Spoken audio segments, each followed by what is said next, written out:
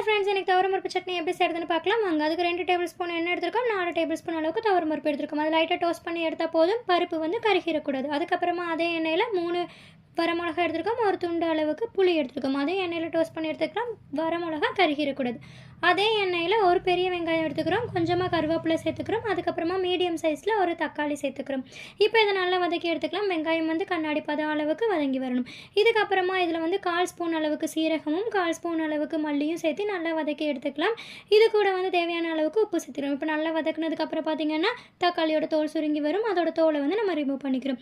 அதுக்கப்புறமா அதே எண்ணெயில் ஒரு 2 பல்லு பூண்டு 4 நறுக்கி டோஸ்ட் பண்ணி எடுத்து வச்சுக்கிறோம். இப்போ இதை எல்லாத்தையும் மிக்ஸி ஜாரில் போட்டு அரைக்கிறோம். ஃபஸ்ட்டு தண்ணி ஊற்றக்கூடாது, ஒரு பல்ஸ் பண்ணிட்டு அதுக்கப்புறமா தண்ணி ஊற்றி அரைச்சி எடுத்து வச்சுக்கலாம்.